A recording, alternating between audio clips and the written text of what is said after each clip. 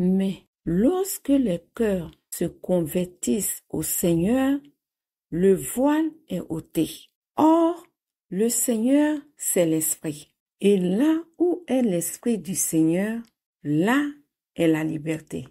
Nous tous qui, le visage découvert, contemplons comme dans un miroir la gloire du Seigneur, nous sommes transformés en la même image, de gloire en gloire, comme par le Seigneur l'Esprit. 2 Corinthiens chapitre 3, versets 16 à 18. Alléluia, bonjour bien-aimés de Dieu. Aujourd'hui, nous allons parler de la révélation. La révélation met fin aux plaintes. Un matin, le Seigneur met dans mon cœur le désir de le connaître. J'ai ressenti en ce moment-là que je n'avais qu'une toute petite idée de ce qu'il est vraiment. En effet, je le limitais qu'à ma réalité quotidienne. Dieu a alors ouvert mon cœur pour que je réalise qu'il est l'auteur de tout. Dès ce moment, ma compréhension concernant Dieu et son Fils Jésus-Christ a changé. La révélation que Dieu donne sur lui-même ou une situation précise fait cesser les plaintes. Si vous vous plaignez aujourd'hui, c'est la preuve que vous manquez de révélation concernant Dieu et la situation pour laquelle vous vous plaignez. L'histoire du prophète Élisée et de son serviteur Géasi. Dans le livre de 2 Rois, chapitre 6, versets 8 à 17. C'est une belle illustration. Lisons la parole de Dieu. Nous ne lirons que les versets 15 à 17. Vous pourrez lire l'intégralité plus tard. Le serviteur de l'homme de Dieu se leva de bon matin et sortit. Et voici une troupe entourait la ville avec des chevaux et des chars. Et le serviteur dit à l'homme de Dieu, « Ah, mon Seigneur, comment ferons-nous » Il répondit, « Ne crains point, car ceux qui sont avec nous sont en plus grand nombre que ceux qui sont avec eux. » Élisée pria et dit à l'Éternel, « Ouvre ses yeux pour qu'il voie. » Et l'Éternel ouvrit les yeux du serviteur, qui vit la montagne pleine de chevaux et de chars de feu autour d'Élisée. Merci Saint-Esprit. À la vue de la troupe syrienne, Géasi est plein de peur et embarrassé. Mais le prophète Élisée prie l'Éternel pour qu'il ouvre les yeux de son serviteur. Et le résultat est surprenant. Au lieu de te plaindre ou te lamenter ou même d'avoir peur, demande au Saint-Esprit d'ouvrir tes yeux pour qu'il te donne de voir la vérité cachée derrière cette situation à laquelle tu fais face. Nous avons tous besoin de connaître Dieu et son Fils Jésus-Christ par le moyen de la révélation. Le Seigneur Jésus a dit, « Celui qui a mes commandements et qui les garde, c'est celui qui m'aime. Et celui qui m'aime sera aimé de mon Père. Je l'aimerai et je me ferai connaître à lui. » Jean 14, verset 21. Il dit en plus, « Si quelqu'un m'aime, il gardera ma parole. Et mon Père l'aimera. Nous viendrons à lui et nous ferons notre demeure chez lui. » Jean 14, verset 23.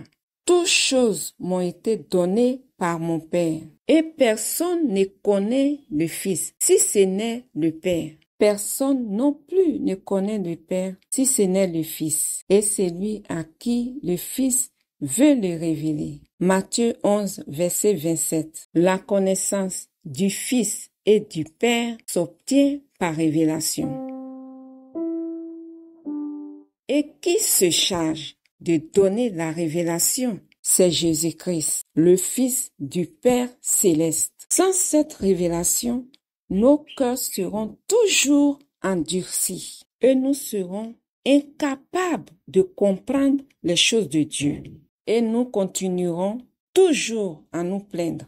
Éphésiens 4, verset 18.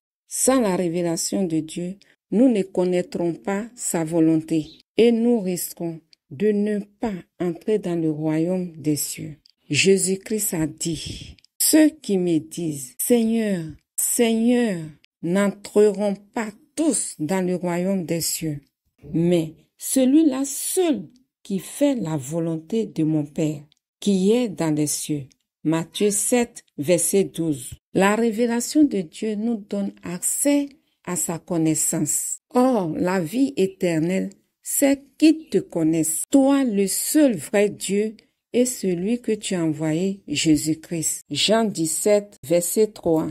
La révélation, c'est de découvrir, dévoiler, porter à la connaissance. La révélation peut se faire de plusieurs manières, soit par une vision, soit par une compréhension venant éclairer notre esprit.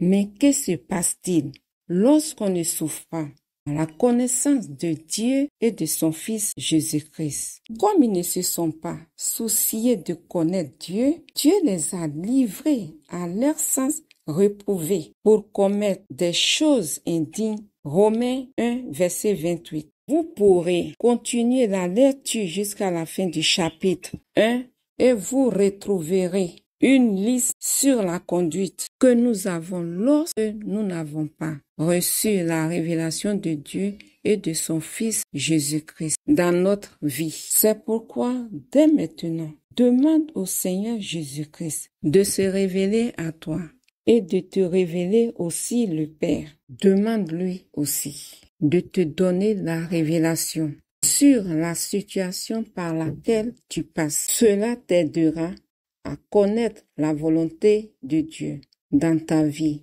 et tu sauras alors comment te conduire d'une manière qui lui soit agréable. Ne passe pas ton temps à courir après les gens pour avoir leur avis sur ce que tu vis. Jusqu'à quand vas-tu préférer la compagnie des hommes à celle de Dieu? Jusqu'à quand vivras-tu ainsi? Lis le psaume 118, versets 8 à 9. Viens dans la présence du Seigneur Jésus-Christ, dans la prière, dans la méditation et l'étude de sa parole, et tu auras ce qu'aucun homme ne peut te donner. C'est dans la communion avec Dieu que l'on reçoit sa révélation.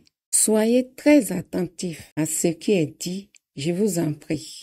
Chrétiens, demandez au Seigneur Jésus-Christ de se révéler à vous et de vous révéler le Père. Les apôtres ont connu Jésus. 1 Jean chapitre 1 verset 3. Paul a reçu la révélation du Seigneur Jésus-Christ. Lisez Actes chapitre 9 et remarquez le cœur qu'il avait avant sa rencontre avec le Seigneur Jésus-Christ et ce qu'il est devenu après sa rencontre avec le Seigneur. Il dit aussi en Galates 1, versets 11 à 12. Je vous déclare, frères, que l'évangile qui a été annoncé par moi n'est pas d'un homme, car je ne l'ai reçu ni appris d'un homme, mais par une révélation de Jésus-Christ. Concernant toujours Paul, lisez aussi Éphésiens 3. Étienne, de son côté, a vu le Seigneur le jour de sa lapidation. Actes chapitre 7, versets 55 à 56. Lisez l'Ancien Testament et remarquez ce qui s'est passé dans la vie de tous ceux à qui Dieu s'est révélé. Dans le Nouveau Testament, remarquez la vie des apôtres avant la venue du Saint-Esprit et après la venue du Saint-Esprit dans leur vie. Votre cœur restera endurci, vous resterez étrangers aux choses de Dieu jusqu'au jour où il se révélera à vous. Lorsqu'il se révélera à vous, votre cœur changera, votre vision de la vie changera, votre langage changera. Vous comprendrez la vie avec l'intelligence de Dieu. Vous aurez la même manière de voir les choses que lui. Aucun homme ne peut vous révéler Dieu et son Fils. C'est Jésus qui prend l'initiative de se révéler à qui il veut. Toutefois, si votre cœur exprime la soif de le connaître et si vous ne languissez qu'après sa présence, il viendra à vous. Il viendra à vous. L'intercession aussi est très efficace pour que Dieu se révèle à une personne. La révélation de Dieu et son Fils nous ouvre les yeux sur le sens réel des Écritures. Luc 24, verset 45. Lisez Luc 24, verset 16 et les versets 31 à 32. Puis réfléchissez. Jésus a dit, « Moi je suis venu afin que les brebis aient la vie et qu'elles soient dans l'abondance. » Jean 10, verset 10b. Or, la vie éternelle, c'est qu'ils te connaissent, toi le seul vrai Dieu, et celui que tu as envoyé, Jésus-Christ. Jean 17, verset 3. À la fin de sa vie terrestre, Jésus dit que tout est accompli. Jean 19, verset 30. Ce qui nous fait comprendre qu'il nous a donné la vie éternelle. Cette vie est dans la connaissance de Dieu par Jésus-Christ, son Fils. 2 Corinthiens 4, verset 6. La preuve est que le voile du temple fut déchiré de haut en bas, donnant ainsi par l'œuvre de Jésus-Christ le privilège à l'homme de s'approcher de Dieu et de faire un avec lui pour toujours. Matthieu 27, verset 51. Hébreux 10, verset 19 à 20. Cet accès à Dieu qui avait été enlevé à l'homme à cause du péché. Cet accès à Dieu qui était son vêtement, sa paix, sa lumière, son éternité. Cet accès lui avait été enlevé à cause du péché. Ésaïe 59, verset 1 à 2. Éphésiens 2, verset 12 à 13. Le péché a ouvert l'accès aux forces des ténèbres qui ont livré l'humanité à une souffrance sans précédent. Quelle souffrance n'avons-nous pas vécue à cause du péché dans nos vies, à cause de l'influence de Satan? Nous avons commis le mal et nous avons été traités de tous les noms. Voleurs, prostituées, sorciers. Nous étions livrés aux forces démoniaques qui nous utilisaient selon leur volonté. Nous étions esclaves du péché et vendus au péché. Mais lorsque la miséricorde de Dieu s'est manifestée en Christ pour nous, son amour nous a libérés des ténèbres. Romains 5, versets 8 à 9. Oui, mon frère, ma sœur, seule la révélation de Jésus-Christ dans ta vie peut te libérer des ténèbres. Cette révélation déchire les rideaux qui te séparaient de la présence et de la connaissance de Dieu et fait immédiatement de toi une personne nouvelle avec un cœur nouveau. Fini les plaintes, fini les pleurs, fini la maltraitance démoniaque. Car la lumière qui est la révélation de Dieu chasse avec puissance le règne de Satan dans ta vie.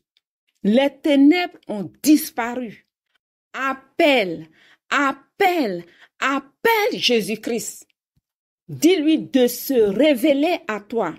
Dis-lui de déchirer le voile qui te sépare de la connaissance de Dieu. Appelle Jésus. Appelle Jésus. Appelle, appelle, appelle. Prie maintenant. Prie, prie, prie au nom de notre Seigneur Jésus-Christ. Seigneur Jésus-Christ, révèle-toi, révèle-toi, révèle-toi avec puissance dans la vie de ceux qui écoutent. Merci Seigneur Jésus-Christ. Dieu vous bénisse abondamment au nom de notre Seigneur Jésus-Christ. Vous pouvez nous écrire à l'adresse suivante: toutpuissantsauveur@gmail.com. Je vous invite à liker, à vous abonner et à partager la chaîne. Que Dieu vous bénisse.